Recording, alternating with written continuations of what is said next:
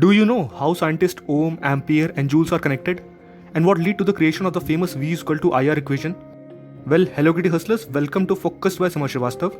In today's topic, we will learn more about the scientist George Ohm and what values we can learn from his life. George Simon Ohm was born in 1787 in Bavaria. His father was a locksmith and his mother was a tailor.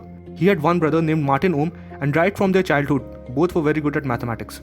Fast forward to 1825, when Ohm decided to invest some time to understand how the length of wire can change the current flowing through it. His result was a complex equation which was not exact, but it was a good start. Afterwards, he published a small book called The Galvanic Circuit Investigated Mathematically, which received negative reviews from critics, calling it an incurable delusion whose sole effort is to detract from the dignity of nature. This book was very mathematical and also included references from other scientists of that time. Seeing everything going downhill, he kept on focusing on the things that he was good at. He later also founded the concept of potential difference but was not able to explain it. Changes started to happen in the midway when Andre Ampere also proved that adding more batteries affect the current flowing through it, which we now call as internal resistance.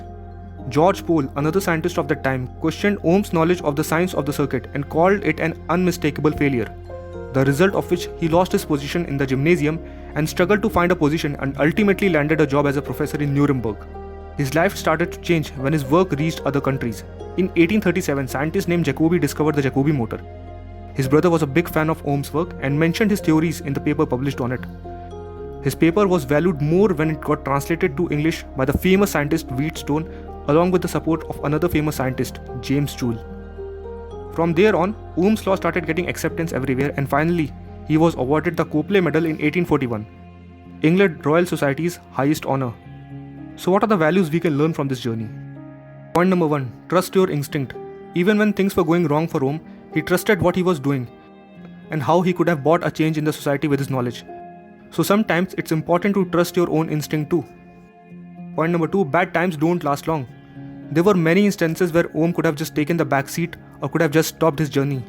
But just by taking small steps forward, he opened the door of success for him. So keep your faith intact and keep moving forward. Point number 3. Right people will find you. Ohm's discoveries were widely considered a failure in his own country by his own people. But when he reached the right place, his journey as well as path started to change. So nobody's completely wrong. It's just that you need right people to listen to your story. Point number 4. Upbringing.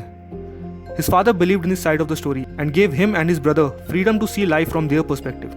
So stopping a soul from creating their own experiences is not right.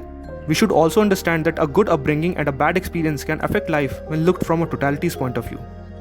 V is equal to IR sounds like a simple equation, but it is very powerful. Ignored earlier by so many people, later became one of the most important equations in physics.